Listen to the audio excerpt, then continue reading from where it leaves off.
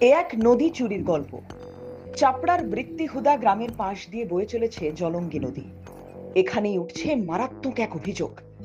বৃত্তিহুদা ফেরিঘাটের কাছে নদীর বাঁধের পাশের চর থেকে সম্পূর্ণ বেআইনিভাবে অবাধে মাটি কাটছে মাটি মাফিয়ারা।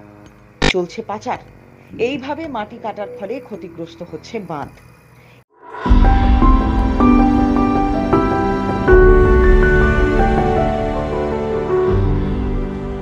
এই মাটি কাটার ফলে বর্ষায় জল বাড়লে জলের চাপ নিতে পারবে না বাঁধ।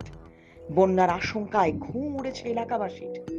অন্যদিকে প্রতিবাদ জানাতে গেলে মারধর, হুমকি দিচ্ছে জমি হাঙররা। কড়া নাড়া হয়েছে প্রশাসনের দৌড়ে দৌড়ে, কিন্তু কোনো এক অজানা কারণে সবাই চুপ। আতঙ্কে দিন কাটাচ্ছেন এলাকাবাসী। প্রথমে জলঙ্গি নদীর গতিপথ সম্পর্কে একটু ধারণা করে নেওয়া যাক।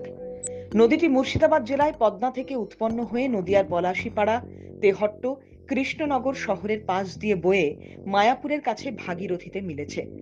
এরপর এই মিলিত প্রবাহ হুগলি নদী নামে পরিচিত হয়েছে।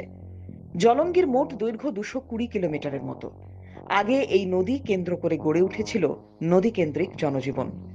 এই নদী দিয়ে বাণিজ্যিক জাহাজও চলত, কিন্তু সেই সবই আজই অতীত। অপরিকল্পিত উন্নয়ন এবং অতিরিক্ত লোভের খেসারত দিচ্ছে আজ এই নদী। জলঙ্গি আজ মরতে বসেছে।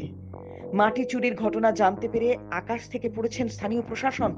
উপযুক্ত ব্যবস্থার আশ্বাস মিলেছে, তবে এই আশ্বাসে কত শতাংশ বিশ্বাস রাখতে পারছেন স্থানীয় মানুষরা? কাদের মদতে নদীর বাঁধ থেকে চুরি যাচ্ছে মাটি? কবে হুঁশ ফিরবে প্রশাসনের?